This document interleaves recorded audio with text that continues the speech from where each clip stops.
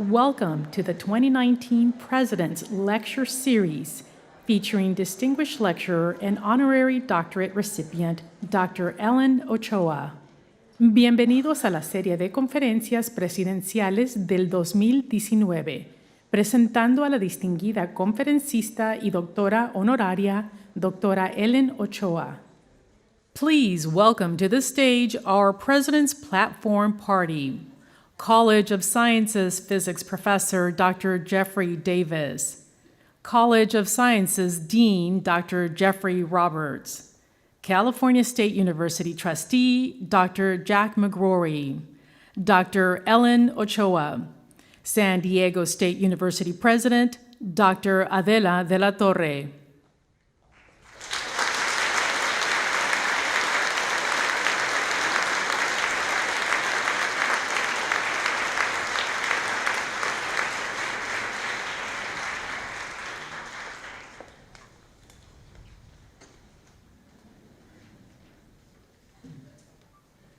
Good afternoon and welcome to the 2019 President's Lecture Series featuring distinguished speaker and alumna Dr. Ellen Ochoa.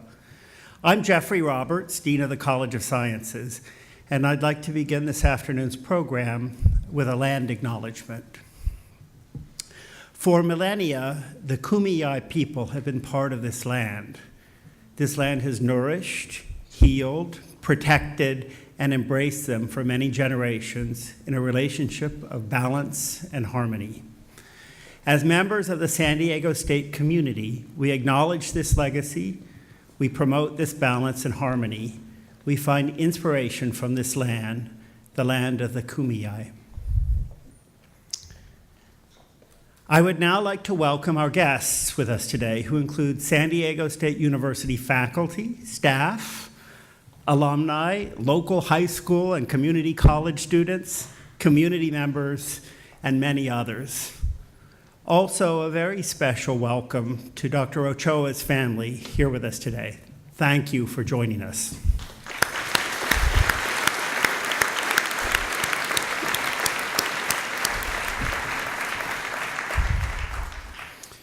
We'll now begin our program by honoring a person who, through a life of service and excellence, has exemplified the purpose of this university, its faculty, its students, and its staff. In the 122-year history of this university, only 50 such individuals have been similarly recognized. The practice of awarding honorary degrees, today a Doctor of Science degrees, is a custom. It's an ancient custom that traces back to the beginning of academia, and it's the highest honor that an institution can bestow. California State University trustee Dr. Jack McGrory will now share with all of us just why we're bestowing this honor on Dr. Ellen Ochoa.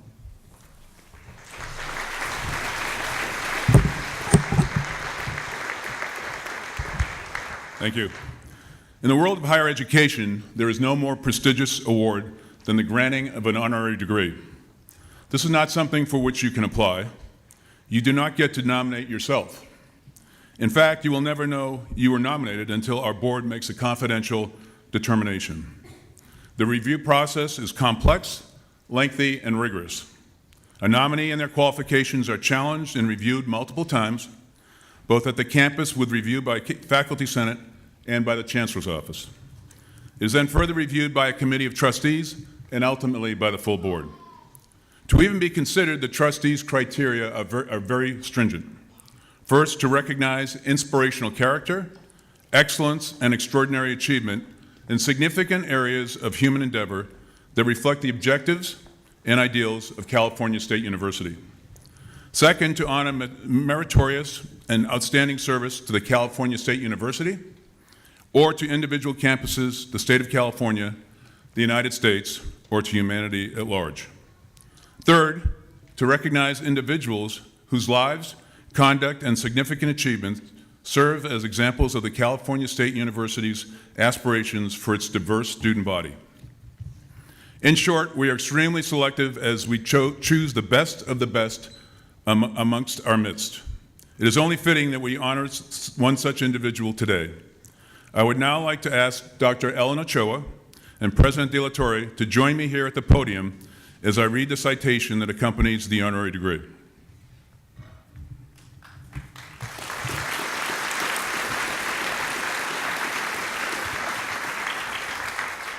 I think it's safe to say that Ellen Ochoa met every one of our trustee criteria.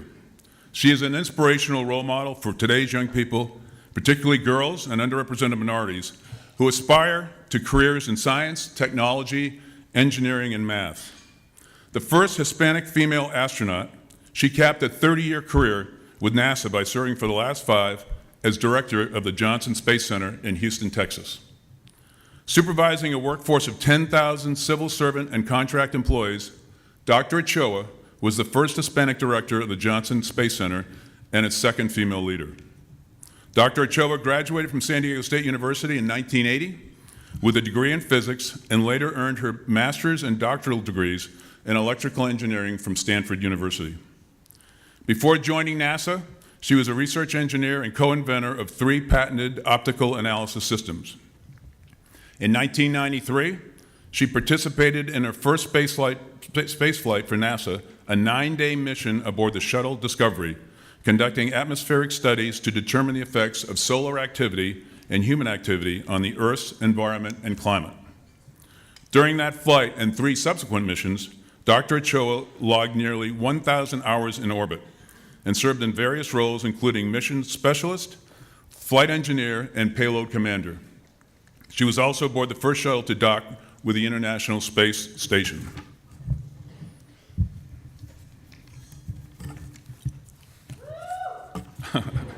We'll get there. Only one more page. A powerful ambassador for NASA, Dr. Ochoa has delivered more than 300 presentations promoting careers in science and engineering. In school visits across the United States, she embodies the importance of motivation, teamwork, and higher education. 6 schools are named in her honor in California, Texas, Washington, and Oklahoma. Dr. Ochoa has received NASA's highest award, the Distinguished Service Medal, as well as the Presidential Distinguished Rank Award for Outstanding Senior Executives in the federal government. She's a fellow of the American Association for the Advancement of Science and the American Institute of Aeronautics and Astronautics, vice chair of the National Science Board, and chair of the Nomination Evaluation Committee for the National Medal of Technology and Innovation. In 2017, she was inducted into the U.S. Astronaut Hall of Fame.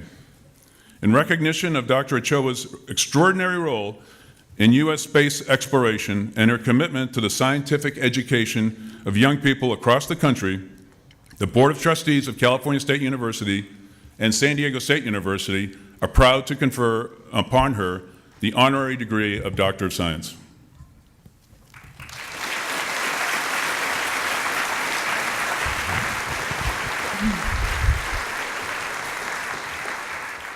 I am pleased that the university is able to honor Dr. Ellen Ochoa in this special way. On the recommendation of the faculty and on behalf of the Board of Trustees of the California State University, I hereby award you the degree of Doctor of Science with all the honors, rights, and privileges pertaining thereto. Congratulations, Dr. Ochoa.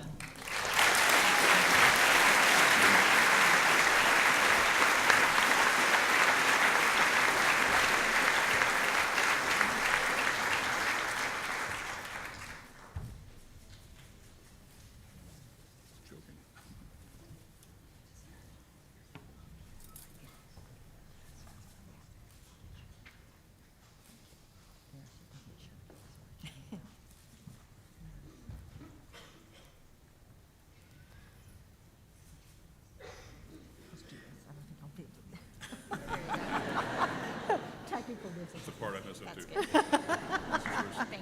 Thank you. Thank you.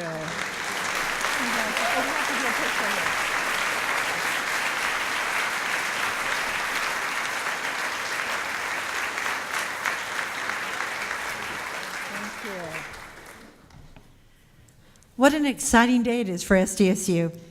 It's now my great pleasure to welcome you to today's President's Lecture Series. I'm glad to see so many devoted supporters of the university here today, a great reflection of the partnerships between the university and our community. Our university has been an integral part of San Diego for 122 years, and one of the most important purposes of the President's Lecture Series is to enhance collaboration between the university and the community. Through these collaborations, we are making discoveries and creating a better future. Through these collaborations, our students are learning how to improve the global society they will lead. Today, we are extremely honored to recognize and welcome back one of those graduates, Dr. Ellen Ochoa, class of '80, and SDSU's 51st honorary doctorate recipient. Before welcoming Dr. Ochoa to the podium, I'd like to share a significant contribution she recently made to our university with a $100,000 gift to establish the Ellen Ochoa Endowment for the Femina program in the College of Engineering.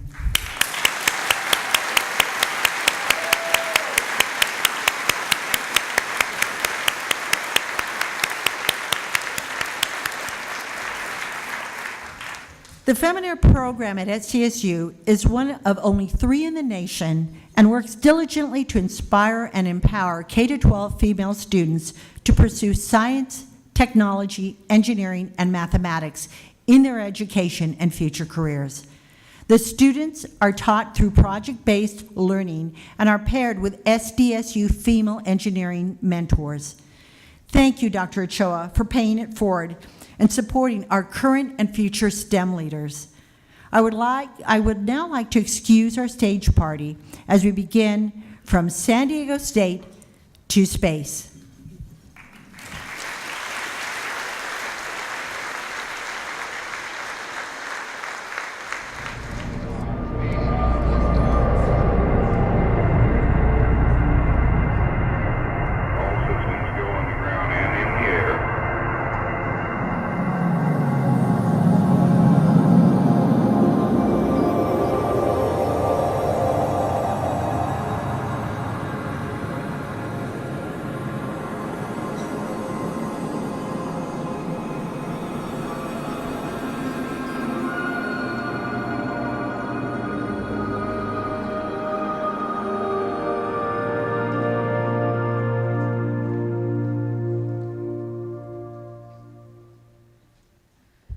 Wow, what a great little video. Thank you so much.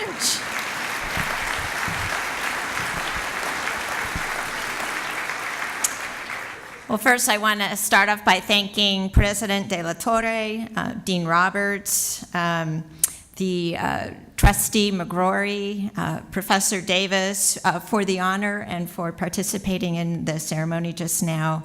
I truly couldn't have imagined it. Thank you to other university leaders who are here today, and a big welcome to all the students and all the supporters of San Diego State who've joined us this afternoon. It's just amazing to be chosen for an honorary degree by my alma mater, and one I certainly couldn't have imagined when I was a student here. And I also want to thank the Gordon and Betty Moore Foundation, because it's through that foundation that I was able to designate the gift for the Femina program. I'm on the board of trustees of the Moore Foundation, and they allow trustees to designate recipients for a gift. So it's actually the foundation's funds, and I'm very grateful to them that through them I was able to support such a wonderful program as the Femina program. I was really fortunate to grow up just a few miles away in La Mesa, California. I'm a graduate of Grossmont High School. Go Foothillers! Any Foothillers here? Just to tell you a little bit more about my background, I think a lot of you know my dad's parents were from Mexico. They were married, had some of their first kids in Mexico, but by the time my dad was born, he was the youngest of 12. They had moved to Southern California to the Anaheim area. My mom's from Oklahoma, but they met in California. My dad was able to go to college because he got an appointment to the Naval Academy. So his family wasn't required to pay for his college education, and that was obviously very important to him. Now, my parents divorced while I was in high school, and while they were both big supporters of education, certainly my mom is one who had just a huge impact on my life.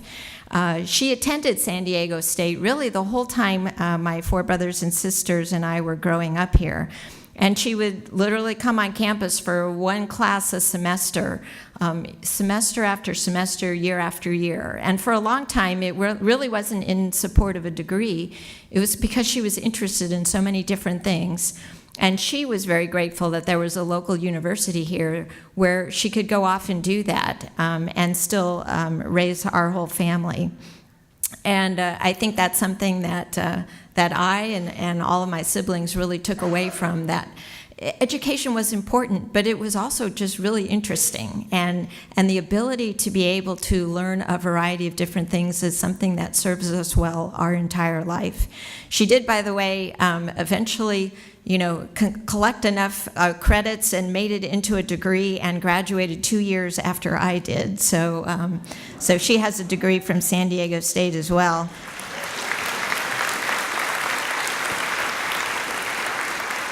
And I should also mention that my sister, 2 of my brothers, and 2 of my nieces also have degrees from San Diego State. So, thank you.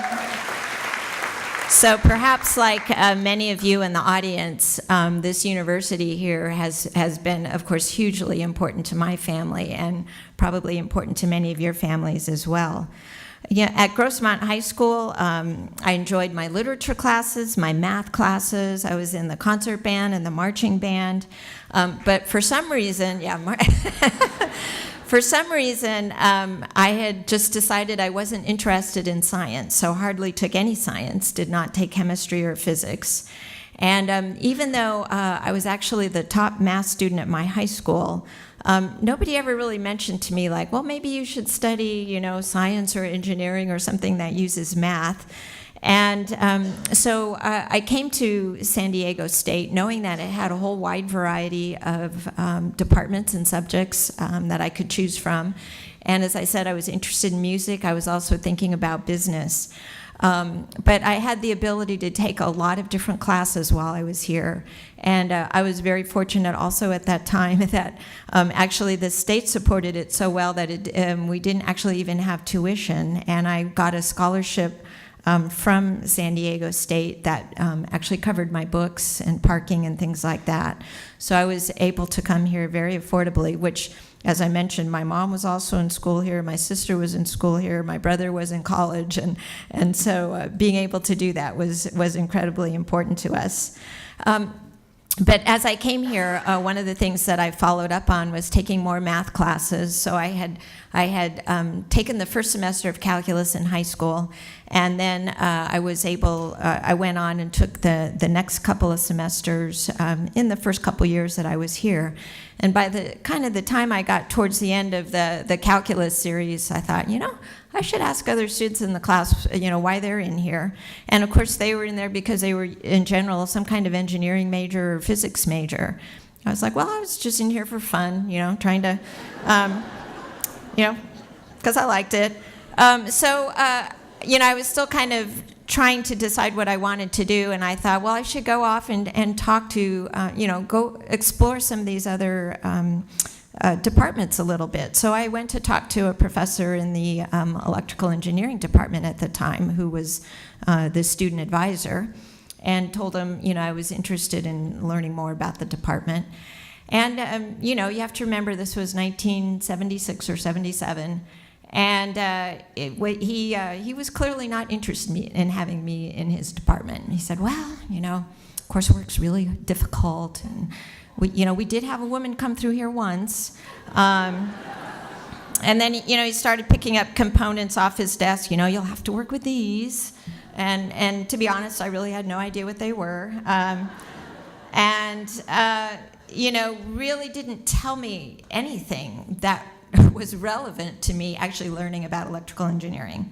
Well, I went to the physics department and had quite a different experience. I had taken one physics for non-majors class, and so I was actually talking to that professor, And first of all, he said, well, you did very well in my class. So tell me a little bit about what kind of math background you've had. And so I said, well, I'm finishing up the calculus series, and I have the top grade in the class. And he goes, well, that's fantastic. He said, because math and calculus in particular is the language of physics.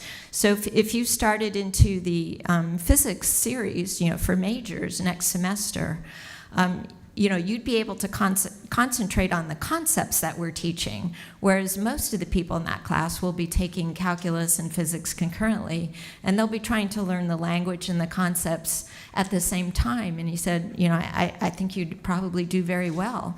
And then the other thing that he talked to me about was, what kinds of things people do with physics degrees, different areas that you can go into, different kinds of jobs that you can have. And that was incredibly important because I didn't know any scientists, I didn't know any engineers. I honestly had just no concept of what it is that you did with a physics degree, which is probably one of the reasons I hadn't thought about it prior to that. So I think you can tell that the kinds of conversations that professors and advisors have with students are incredibly powerful. And it probably doesn't surprise you that I thought, well, I'll give physics a try. Actually never made it back to the engineering department till today. So,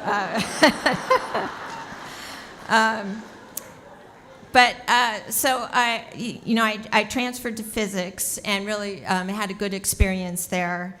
And one of the things that we did in physics before you graduate is in senior year you have a senior project, a research project.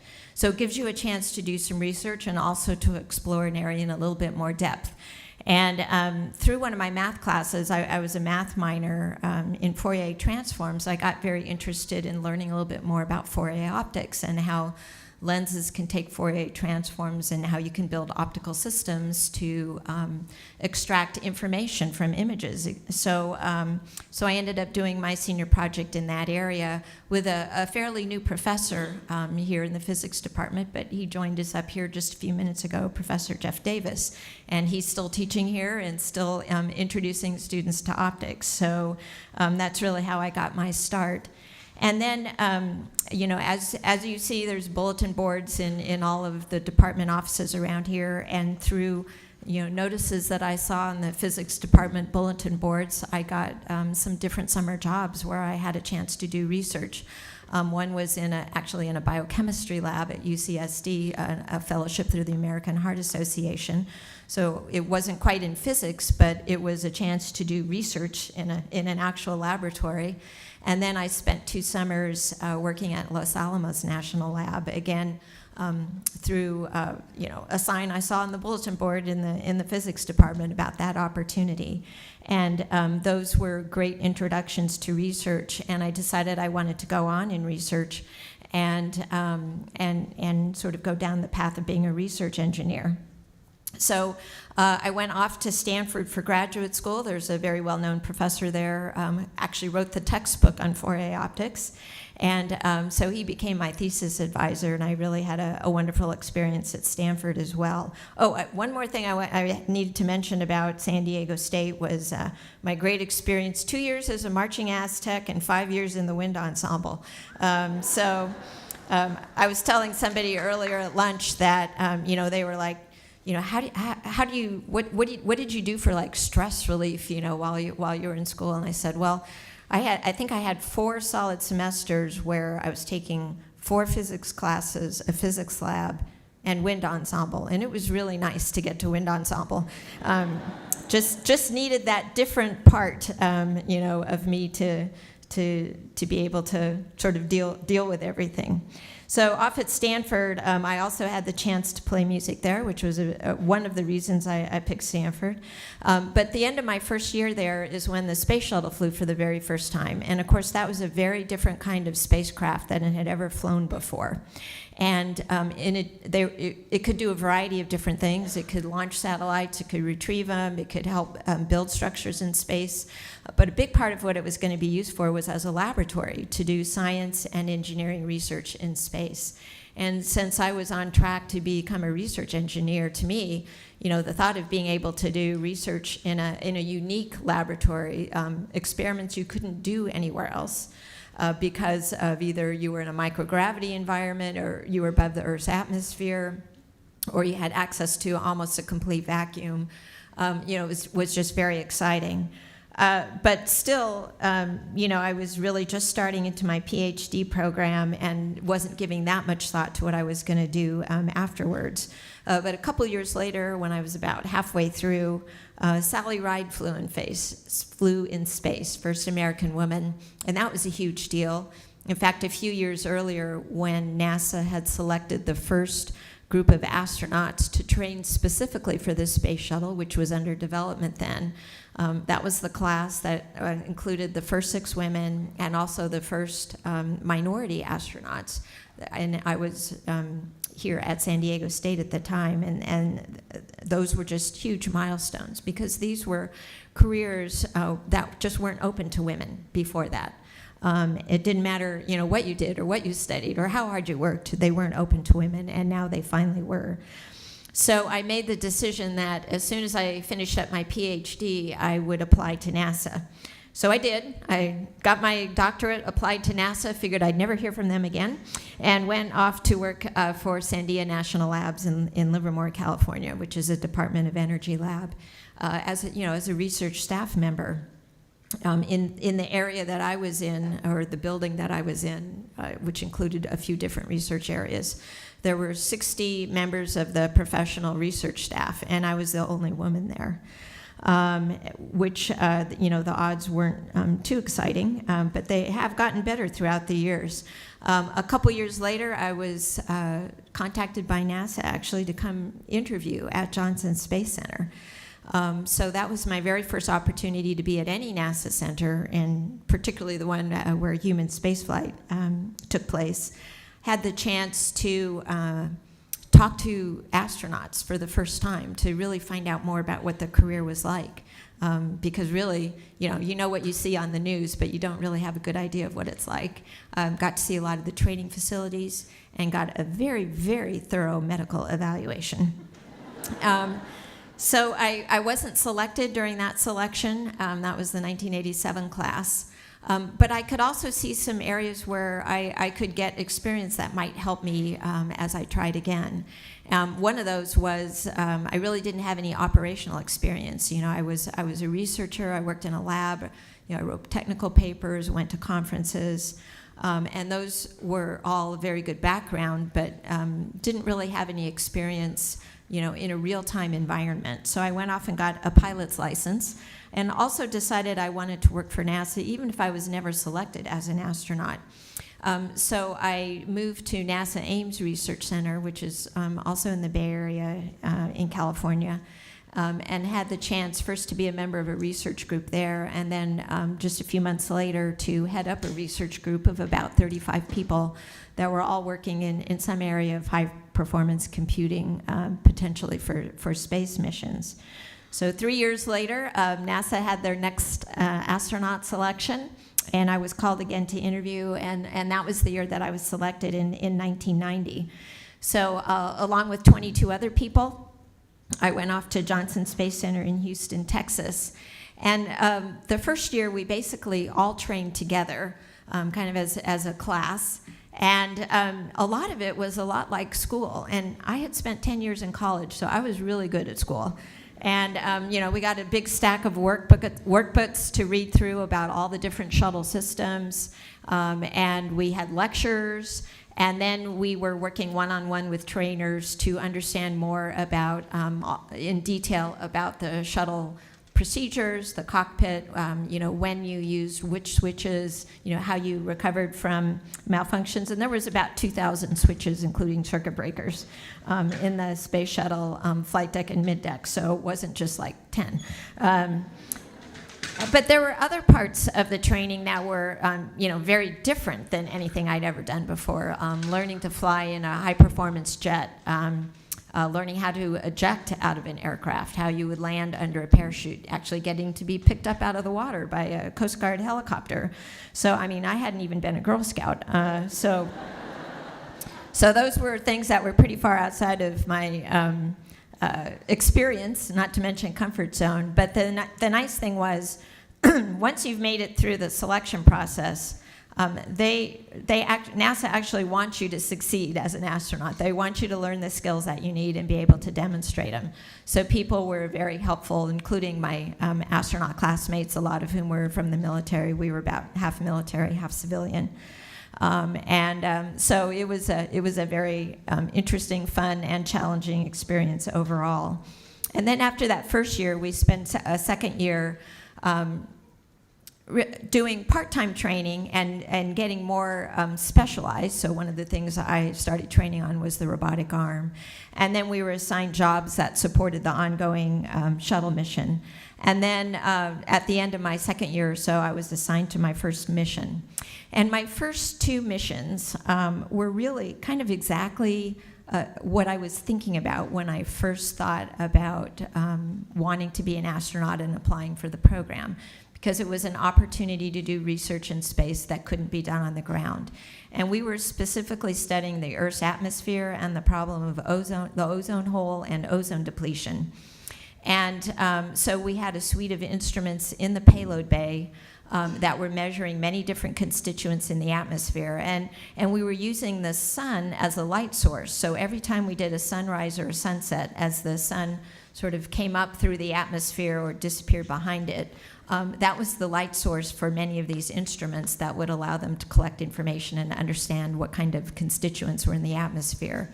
And of course, a lot of what we were particularly looking at was byproducts of chlorofluorocarbons from aerosols that people were using. And of course, this was at the time when the US and many other countries were cutting back on the use of aerosols because they had signed a protocol understanding that this was really harming our upper atmosphere and destroying the upper atmosphere, the stratospheric ozone. That's like the good kind of ozone that you really want to have there because it prevents damaging ultraviolet rays from damaging humans and other things on Earth.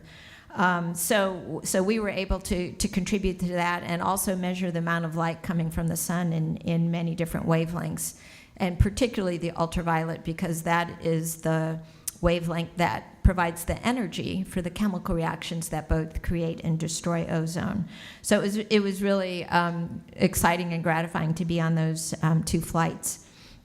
My third and fourth flights, a few years later, were now part of assembling the International Space Station.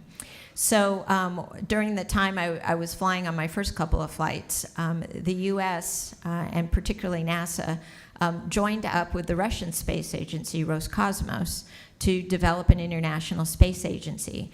NASA had already been involved in developing a space station, which we were calling at that time Space Station Freedom.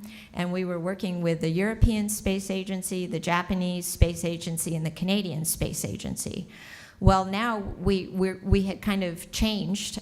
We were asked to particularly form this partnership with Russia because this was shortly after the end of the Cold War, and both countries were looking for opportunities for their scientists and engineers to work together on a peaceful collaboration. And that became the International Space Station program. And actually, one of my roles in the office was to lead at the astronaut office support to the space station program at this time. This was actually even before any part of it was built, although it started to be built during these years. And one of my jobs was to actually negotiate with members of the Russian Space Agency and their contractors on how were we going to select crews, how were we going to train them, where are we going to train them, what language, who was going to decide on the curriculum, how were we going to operate in space, what language were we going to speak. So it was an incredibly interesting time and something I had really never thought about being a part of earlier on when I was interested in the astronaut program. And then I was fortunate enough to be on two flights that were part of the assembly of the International Space Station. So one of them was the very first shuttle mission to dock with the station, the second shuttle overall involved with the assembly. So at that time, it was just 2 pieces, one Russian, one American, that were put together. It was about 40 feet long. Nobody was living on board because we didn't have a habitation module yet. So our crew, which was multinational and included a Russian cosmonaut and a Canadian astronaut, went up to bring a number of supplies to leave inside the station as well as some on the outside in preparation for the first crews that would be living up there. And then I got to go back 3 years later. Now the space station is inhabited. We'd completed kind of what we called phase 1 of the assembly. So we had the U.S. laboratory on board, so we were able to do experiments. We had one large solar array up there, so we were able to power the lab. We had an airlock, so we could stage spacewalks from the station, not just from the shuttle. And so there were a lot of things that we could do, but we had quite a bit of assembly to go. And in particular, we needed to be able to accommodate another full laboratory module from the European Space Agency and yet a third one from the Japanese Space Agency. And we needed to be able to power all of these laboratories. So we needed to bring up 3 more large solar arrays. And by large, they're actually 240 feet long. And so we needed to build out a big truss structure. It's about 350 feet long in total. So we could hang these solar arrays off of it and complete the International Space Station. And our job on this mission was to bring up the very first piece of that truss structure. And in just a few minutes, I will be showing a video that from that flight that gives you an idea of how we did that. But before I show it, I'll just continue on that. Not only was I able to participate in these 2 missions, but I had the opportunity really throughout the rest of my career at NASA to, in one way or another, support the International Space Station program. I also worked as the lead person of the astronauts who work in mission control, who are the ones who actually speak to crews on orbit. And so we had to figure out how to transition from supporting in mission control just when a shuttle flight was up, so maybe 10 or 12 days every few weeks, to 24/7 operations. And our first crews arrived at the space station in November of 2000, and we've inhabited it ever since. So if you think about people who are freshmen or even second-year students here at San Diego State, every moment of their lives, there have been people in space.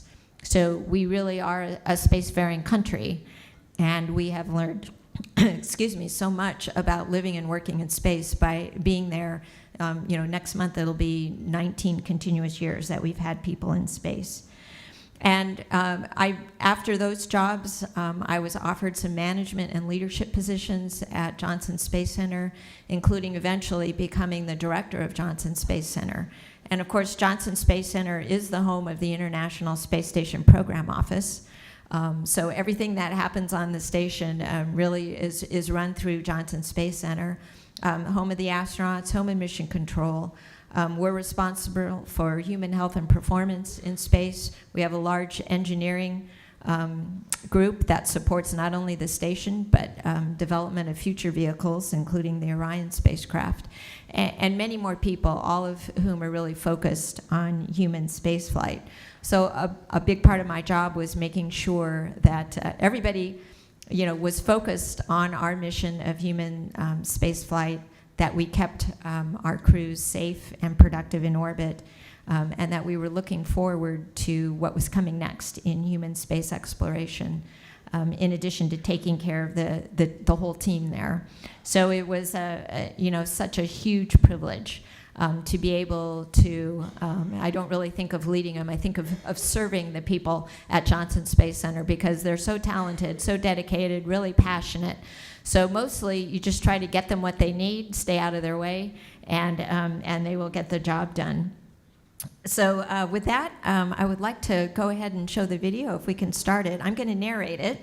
And again, most of it is focused on this flight that I was talking to you about, but there's also some footage at the end of what the station looks like today. So this is our crew. This was in 2002, STS-110. As you know, all the shuttle missions were numbered, so that was our mission. And we're getting ready to launch here. I was the flight engineer on this mission, so I'm kind of the one in the center there in the second row. So my job is to work with the commander and pilot during the dynamic phases of flight, during launch, during landing, during rendezvous with the space station. We kind of work as a team. Particularly if there are any problems, we have to work through them with the procedures that we have and working with the ground. So the shuttle is a combination of solid rockets, the white rockets on either side of the main tank, and then the main tank holds liquid fuel, liquid hydrogen, liquid oxygen, and fuels the main engines that you see here, the three main engines. So the solid rocket boosters burn for about the first 2 minutes, and they provide about 70% of the thrust during those first 2 minutes, but then they're all out of fuel. They separate away, go into the ocean, and we're refurbished for future flights, and we get the rest of the way into orbit on the liquid engines. And then we spend about the first day and a half rendezvousing with the International Space Station. So you saw a burn there where you have to kind of hold on when you burn the engines so you don't go flying through the cabin. But the commander here, Mike Bloomfield, the pilot, Steve Frick, and I, again, are working together during this rendezvous phase. Here's what we look like from the space station's perspective, and you can see that big piece of the truss structure really takes up the whole payload bay. We refer to it as S0. And then this is what the station looked like to us as we were coming up to it. We're going to attach to that silver ball that's kind of in the upper center of the view there. And here's what it looks like looking out the aft flight deck of the shuttle windows just before contact. We're coming up to the space station. So the space station's the upper part. The ring is attached to the shuttle there. And we make contact, and we spend about 10 minutes pulling the two vehicles together, and then about 2 hours doing a leak check. And our commander was very happy with his flying skills. So, and then we open the hatch, and that's the commander of the space station, cosmonaut Yuri Onofrenko. So those are the two commanders. And we had the chance, there were 2 other people living on board the station, actually members of my astronaut class. So it was great to see them. They'd been on board about 4 months. So I think they were happy to see some new faces. A week later, I think they were just as happy to see us leave. It's kind of like when your relatives come for the holidays.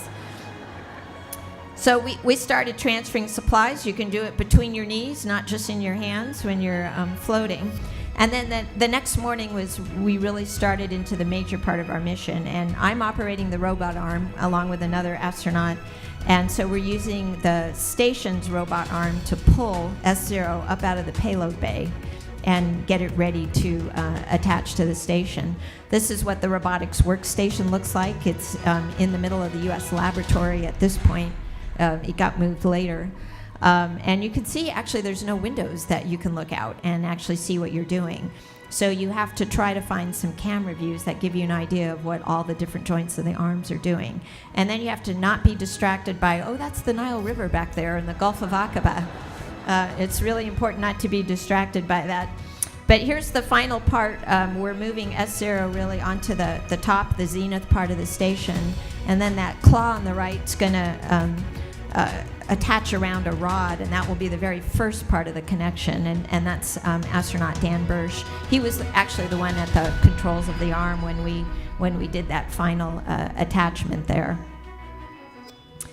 And then, so over the next week, as we were attached to the station, our crew did a series of 4 spacewalks, and we used the robot arm during all of these. So I was inside operating the robot arm, and we always had a crew member attached to the arm, so moving them around. And what we had to do was form the final structural attachment of S0 to the station. So we added cable trays, we bolted down some struts, and then they had a ton of different kinds of cable connections to make in order to power all the equipment on the truss, to allow us to send commands to all the equipment and to get telemetry back. So just a whole lot of different connections that were made in order to really bring the truss piece to life. Here you can see a drill being used to bolt down the struts, actually. There's actually a person on the end of the arm there holding a piece of equipment that looks like a V, just kind of giving you a different perspective. They had a really good view of the Earth as we were moving them around, of course. And then this is what it looks like inside the station at the end of a spacewalk when you bring the crew members in and you're about to get them unsuited. Now this is on the shuttle side. Remember, the shuttle's attached to the station. It was a rodeo time in Houston, so we brought up a Houston barbecue, invited the station crew members over, and kind of had a nice evening. Another astronaut, Rex Walheim, he's showing off for his 2 little boys, doing a video conference with home. Astronaut Steve Smith shows you what liquid does when you let it loose in the cabin in microgravity. Of course, the surface tension takes over and forms that big sphere. And then at the end of the week, we'd completed all of our tasks, and so we were going to get ready to undock, so we're closing up the hatches in preparation for that. And then again, the commander and the pilot, Steve Frick, and me are working together on the undock. This is the target that the pilot uses to back away and tries to stay in the right corridor. And so our job was to back away about 400 feet, wait for sunrise, and then do a complete fly around to the station, taking pictures the whole time so that we'd have very good photo documentation of the station for future assembly missions. So I think you saw there maybe how quickly sunrise happened when you're going 17,500 miles an hour. It just takes a couple seconds. And again, here's a view of us from the station, and you can see our payload bay was empty. This is what the station looked like to us when we were about halfway through that fly around. Some of the cameras and laser ranging devices we're using during this part. And this was probably our final good view of the station, and that rectangle in the middle is what we have just added to the station. So after that, we did a burn and moved much farther away from the station. We spent a day checking out all the systems that are needed for re-entry. And then this is the final morning of flight. We're closing the payload bay doors, getting ready to get in our seats for the landing. First, we get in these special suits that we use just for launch and landing, which can help protect you in certain kinds of emergencies. And now here's the very final part of re-entry. We've already come through the atmosphere, and we're over Florida. And if you can see the heads-up display there, we're going about 290 knots, passing through about 13,000 feet here. And now you can see the runway at Kennedy Space Center, the shuttle landing facility. And then this is really the very final part as we're coming in over the runway. When we hit about 2,000 feet, we actually flare up. And remember, we have no engines running, so there's no power at all. We're really a big glider, kind of closer to a rock in terms of how aerodynamic we are. So we're dropping very, very rapidly, which is why that pull-up is so important. But the point is, we are going to land, and so we want to land on the runway, and we want to land at approximately the right speed, which is a little over 200 knots. And so our pilot, our commander, again, Mike Bloomfield, did a great job. And we use these drag chutes to help protect the tires and brakes during the rollout. Fortunately, we do have a 3-mile-long runway there, which helps make the rollout successful. So that was the 11-day mission of STS-110. And thank you.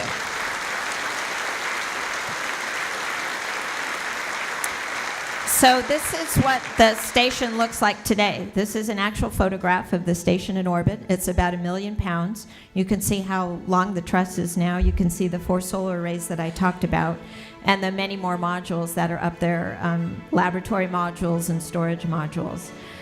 So there's just a whole wide variety of research going on. Some of it is on the outside. This is the alpha magnetic spectrometer, which collects cosmic rays to understand more about dark matter and dark energy in the universe. This is the inside of the U.S. laboratory, and it just gives you an idea of some of the different science facilities that we have that allow us to do just a whole wide range of different types of research. This is astronaut Peggy Whitson. She's working with stem cells, which are being essentially turned into cardiac cells to understand more about how they work together to contract as heart muscle. astronaut Kate Rubins. She was the very first one to use a DNA sequencer that we sent up to station. And you can imagine how important that will be on long-duration missions to Mars, for example, where we can monitor astronaut health, as well as the health of the spacecraft itself. This is astronaut Kjell Lindgren. He's working with a flame experiment, and flames look quite different in space than on Earth, as you see here. And they also have two different regimes in which they combust, sort of a high-temperature one and then again in a low-temperature one. So something that you actually don't see on Earth that we have the chance to investigate. Astronaut Scott Kelly is working with the freezer that we have, where we collect samples, primarily biological samples, that we want to return to Earth that are part of some of the experiments that we are involved in. Joe Acaba is working with a capillary flow, understanding how fluids move in microgravity environments, which are really important for satellites and fuel for satellites. Some other types of experiments, a lot of universities, students have written algorithms for this experiment called spheres, which we can then test out, which allow them to understand how objects can move in space. We have a 3D printer. I think this was the first generation one. We now have, I think, the third generation 3D printer.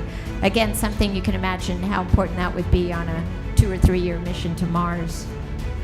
We have a number of experiments looking at the Earth that are on the outside of the station. That one in particular was looking at wind direction and speed on the surface of the ocean, but we have many more others as well. We've deployed, I don't know, well over 100 CubeSats for companies, for laboratories, universities, even one elementary school that developed a CubeSat. And NASA itself is a customer of the International Space Station. And so we're trying to understand more about long-duration space flight. We flew this module from Bigelow Aerospace using technology licensed from Johnson Space Center to understand about expandable modules. We've also been growing plants, primarily lettuce, but also flowers. We can learn more about plant physiology, but also we want to understand how to provide fresh food for long-duration missions. The astronauts themselves are subjects for a lot of the experiments, and it is really important for them to exercise a couple of hours each day to preserve their bone mass and muscle mass. A few years ago, Scott Kelly and cosmonaut Mikhail Kornienko spent just about a year in space, 340 days actually. And again, this was trying to understand more about human health and performance in space and what happens over time. So they're still actually analyzing a lot of the data, but there's a number of papers out about that. All astronauts, whether on the ground or in space, participate in educational activities, and so there's downlinks going on quite frequently with schools across the country and of course around the world as well. And I mentioned there's a number of experiments on the outside that are studying the Earth, and astronauts contribute to that as well by taking their own photography. And you can actually follow the astronauts on social media, on Twitter, Facebook, Instagram, and they're sending down photos every day of the Earth, as well as of experiments that they're involved with on the International Space Station. So if you're not following any of that, I would encourage you to do so. We have commercial partners where we buy services to develop cargo. You just saw the SpaceX Dragon. This is the Northrop Grumman Cygnus vehicle. So for the last few years, they've been sending up supplies. And another company, Sierra Nevada, is developing this Dream Chaser, which I think is planning to fly in 2021 to deliver cargo. And then we have two companies that are developing services to send our astronauts. So this is a simulation. This is the Boeing capsule that's being developed, the Boeing Starliner. And then SpaceX is developing the Crew Dragon. And we hope to see test flights with our astronauts either at the end of this year or sometime in the first part of next year. So definitely something to be looking forward to. Really exciting time to be in aerospace because of so many different companies that are contributing. Meanwhile, NASA's moving on beyond low Earth orbit. Johnson Space Center is involved in the Orion program, which is this spacecraft right here, and another center is developing that heavy lift launch vehicle that you just saw there, SLS. And the two will fly together for the first time in 2021, and then hopefully just a year or two after that, the first mission with crew on board. So looking forward to going out beyond low Earth orbit, initially to the moon and on to Mars. And with that, I want to thank you very much for your attention today. It's been my pleasure.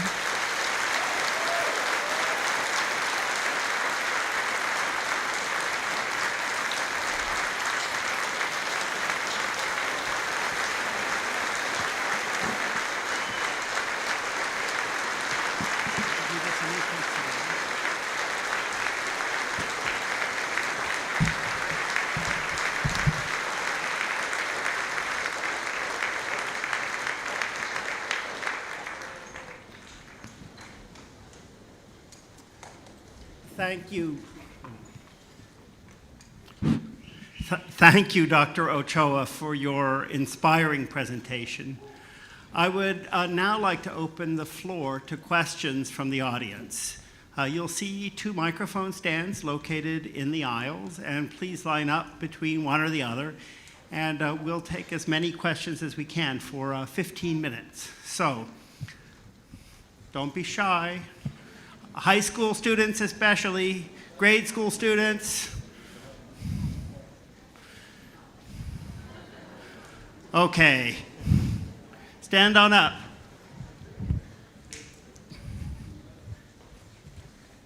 In the red there, tell us your name, please. Giovanni, Hi there, what would you like to ask?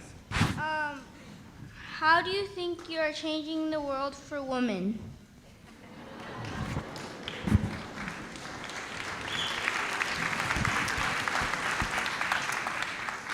Well, I kind of described to me how important it was for me to see Sally Ride and some of the other first women astronauts.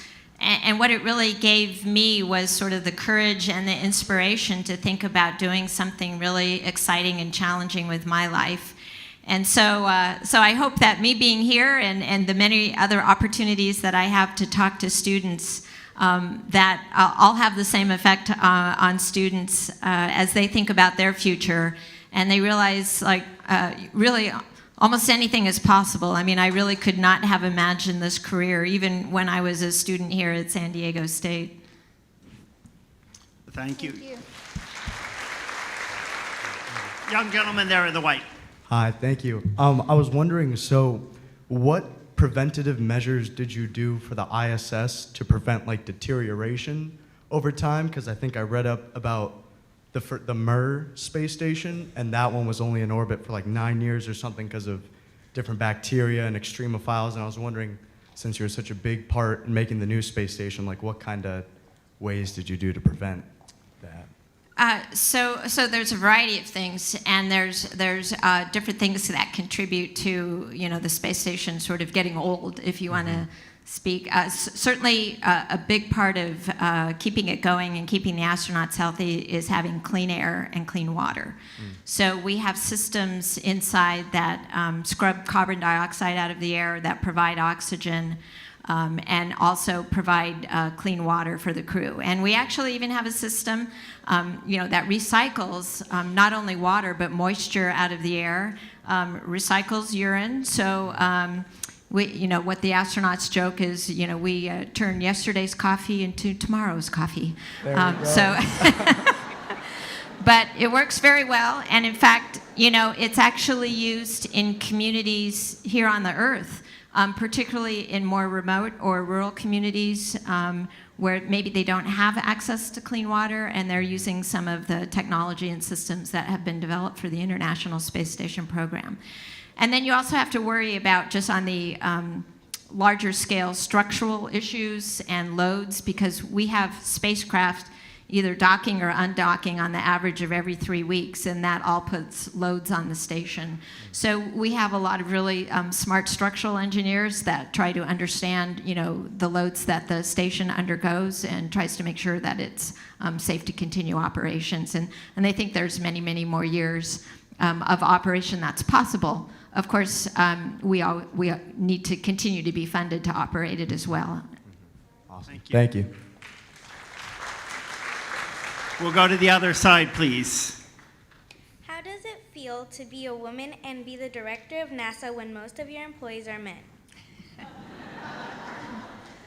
Well, first of all, about a third of our employees are women, so the ratios have gotten a lot better. And even when you look at the people who are in science and engineering positions, it's at least a couple years ago, it was about 28% or so. So not quite 3 out of every 10, but we do pretty well. But we still want to continue to diversify our workforce in just the same way that we're trying to get more women to study science and engineering and math in high school and in college. But you know what? I never felt, by the time I became director, first of all, a lot of people knew me. You know, I was at Johnson Space Center for a number of years. So I don't know that they looked at me so much as a woman, but more as like, oh, well, that's Ellen. You know, we know what she's done. A lot of the work that I accomplished either as an astronaut or in other leadership positions before I became director, I think it gave people an idea of what kind of a leader that I would be. And so I really didn't have issues with being the director of a center, even though the majority of the people there were men. And I think I mentioned earlier that, you know, we just have such a dedicated workforce. People are really passionate about supporting human space exploration, and they're there because they want to accomplish missions. And as long as they were convinced that that's why I was there too, you know, it was easy to lead them. Thank you. Please. So what are the psychological effects of going into space, and how do you feel when you return to Earth? Well, first of all, let me just say that, you know, my longest mission was 11 days. And right now we have people, the average stay on the station is 6 months. And occasionally people stay even several months beyond that. So my experience is going to be different than somebody that has spent 6 months. But I didn't really think there were a lot of psychological aspects. To me, you know, I'd prepared for this mission, I trained with my crew, and now I was up there working really hard with my crew to carry it off. And you stay very busy, and you know, it's really a mental job. You know, you're focusing really every moment of every day on all the procedures that you're doing, because you want to make sure that you're doing everything right. And if there's any small issues, and there's always small things that go wrong, you know, where some piece of equipment isn't working quite right, and you're trying to work through it. So I think, you know, in space, you're really just very, very focused on the job. And so, you know, and I was there with other people, so it wasn't like I was alone or, you know, wondering, you know, kind of what my place in the universe was. Is like I had a job to do, and I had a team to do it with, and I was really focused on that. And then coming back to Earth, you know, there's definitely some physiological changes. And again, if you come back after 6 months, they're much more extreme than what I experienced. But you really do forget how strong gravity is, you know, when you're floating around for a few days. And so, you know, just standing up or walking straight or leaning over, well, actually, leaning over is easy. It's not falling over when you start to lean over. That's a little bit hard. So you just have to sort of readapt to gravity. Thank you. Thank you. Do I see a Girl Scout there?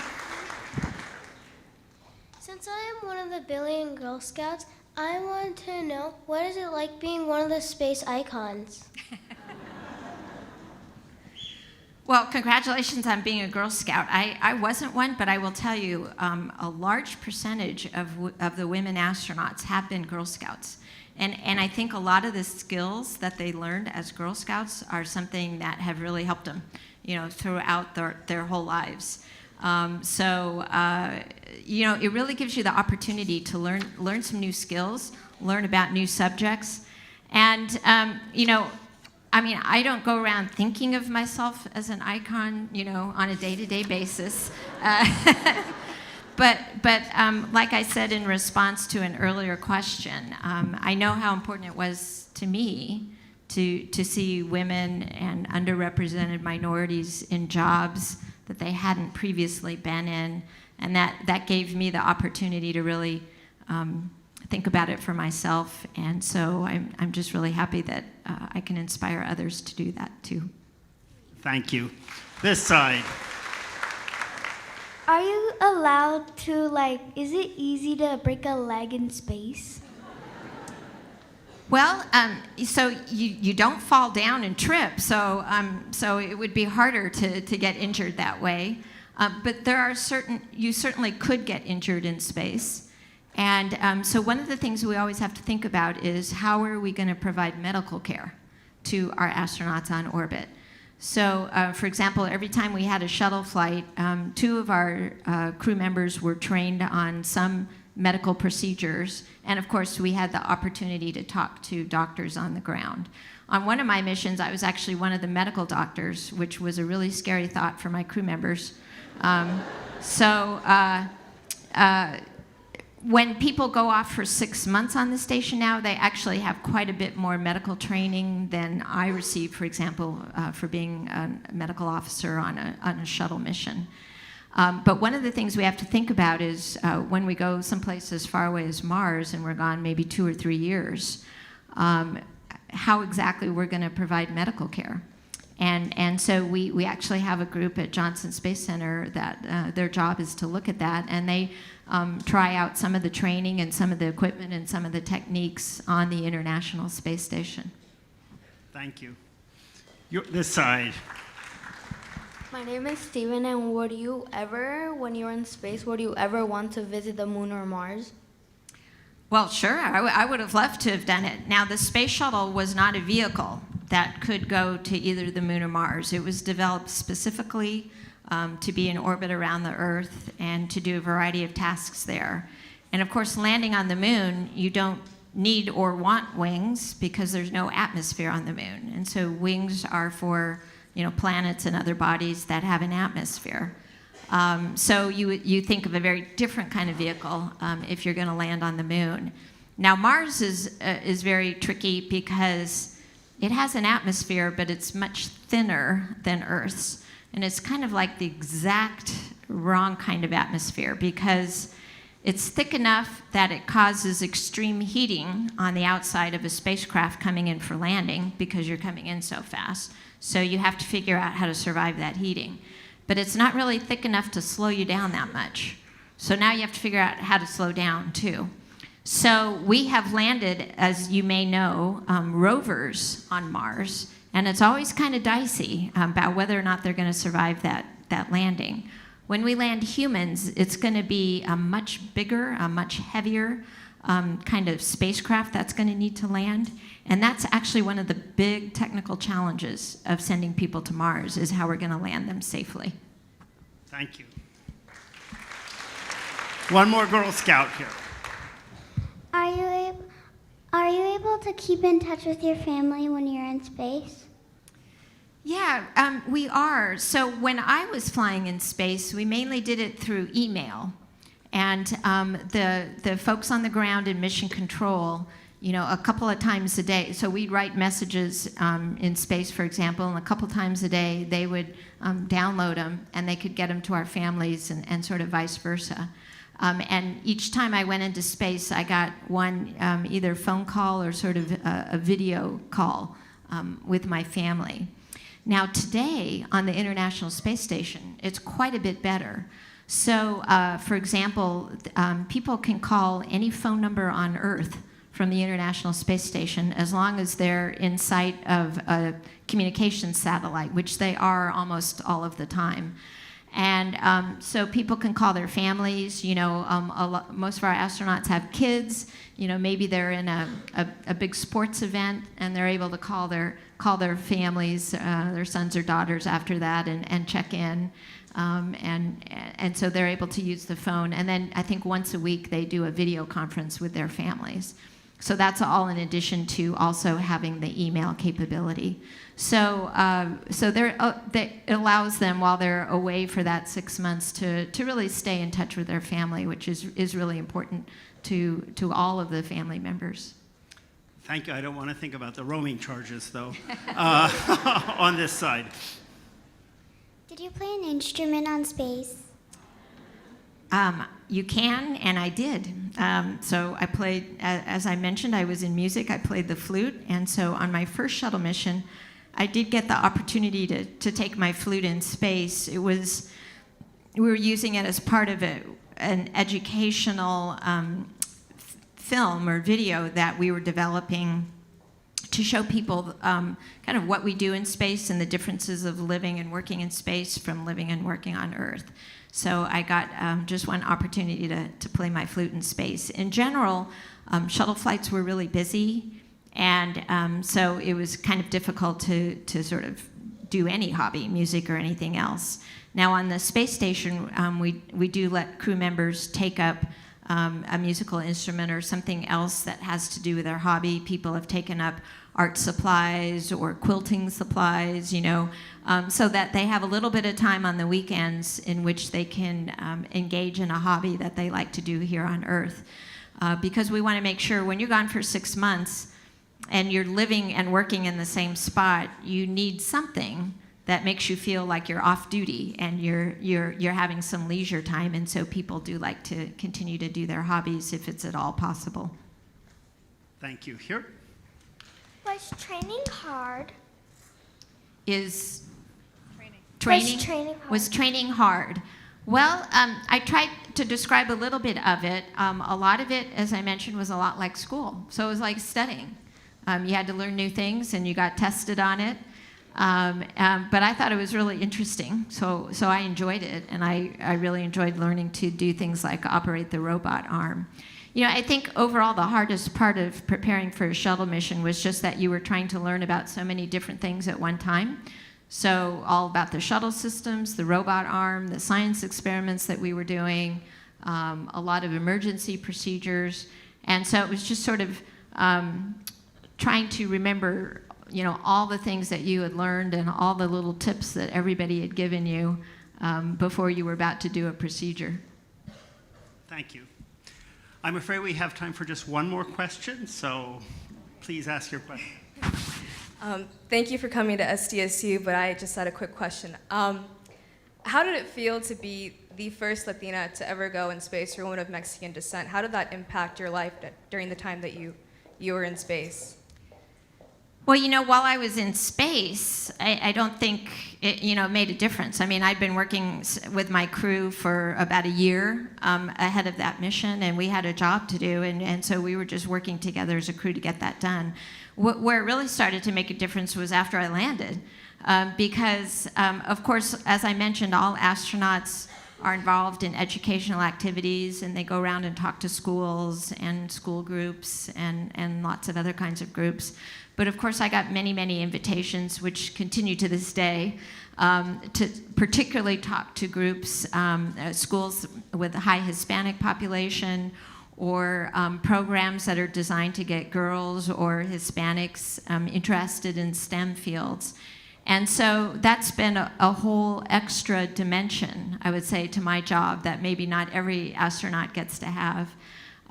That has really added to my career and to my life over the last 25, close to 30 years now. Thank you. Thank you very much, and thank you all for such excellent.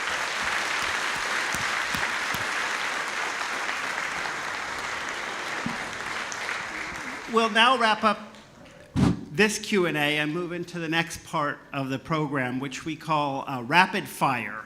So during previous President's Lecture Series, we've enjoyed getting to know our speakers by asking a series of allegedly fun questions, similar to the format of Inside the Actors Studio, for those of you familiar with the show. So to get us started, I would like to introduce our rapid fire host, Ms. Daisy Galeana. Daisy? Daisy is a College of Engineering alumna and is the Regional Technical Manager in the Oil and Gas Organization for Latin America at Solar Turbines Incorporated. Solar Turbines supports SDSU's Mathematics, Science, Engineering Advancement Program, or MESA for short, and thank you, and it's important, and the Solar Turbine Center for Industrial Training and Engineering Research, CITER partnership. Daisy has been a long champion of the MESA program and recently made a gift to name the MESA Collaborative Annex in the engineering building. Thank you. Now please join me in welcoming Daisy Galeano. Thank you. So we'll start. What profession other than yours would you like to attempt? Flutist. That's good. That's what I originally thought I might do. What is your favorite San Diego State memory? Wow. I was here 5 years, so there was a lot of memories. But I'll tell you, this one is a musical one, too. So when I was in the wind ensemble, probably the most famous American composer living at the time, Aaron Copland, came to San Diego State, and he actually conducted us in the wind ensemble. So, when I tell other musicians that, they're like, "You were conducted by Aaron Copland?" Wow. That was very memorable. It's good. What is the best piece of advice you ever received? Well, again, so many things to choose from. Probably one of the most memorable pieces, so I'll answer that question, is so when I first got into the astronaut office, or I think maybe when I was assigned to flight, one of the veteran astronauts told me, "Well, don't worry, there's only 2 ways to mess up as an astronaut. 1, failing to follow the procedures exactly as written, and 2, following the procedures exactly as written." So at the time, I didn't think that was very helpful, but I think I eventually understood what he was trying to tell me, which is you have to not only understand the procedures, but what led to them, and in what cases you might have to actually choose to do something a little different. Right. Good advice. Tell us about a book you recently enjoyed. Well, I do like reading memoirs, and so there's a couple I've read this year that probably a lot of other people have read. So one is Becoming by Michelle Obama. Right. I thought that was Yes. excellent. And then I reread, and this was the 50th, put out for the 50th anniversary of Apollo, the book by Michael Collins, who was on the Apollo 11 flight, Carrying the Fire. And so if you're interested in a space book, I think that's an excellent one to read. And then I've also, of course, had the opportunity to meet Michael Collins. I was actually on a panel with him earlier this year at the JFK Library. And he is, in addition to just being very talented, he's got a great dry sense of humor. And some of that comes out in the book, too. That's good. Tell us about a person who has influenced you the most. Well, I kind of mentioned this earlier, but I would have to say my mom, because,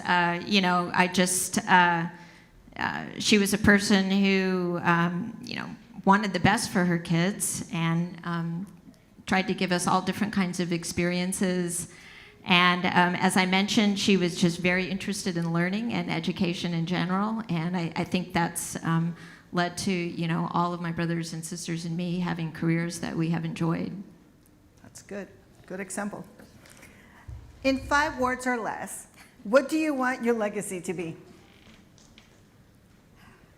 Well, I don't spend a lot of time thinking about my legacy, but I think it boils down, inspired others to become more. Oh, nice. I like it.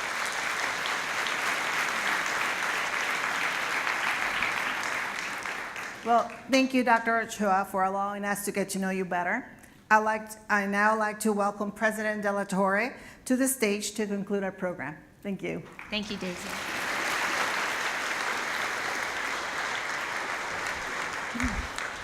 I'd like to thank Dr. Ochoa again for joining us today and for sharing your inspiring story.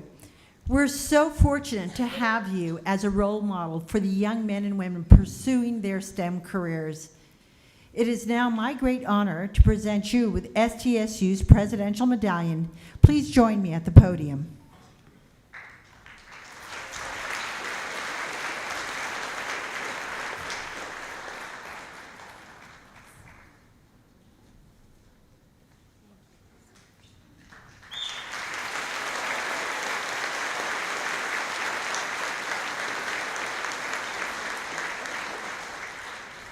Before concluding our program, we have one more final surprise.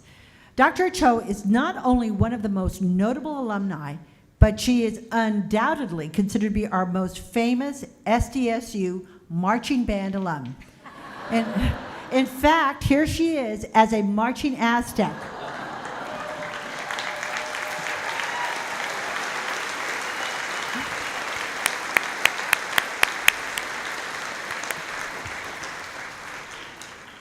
Dr. Ochoa, we have some friends who wanted to drop by and say hello.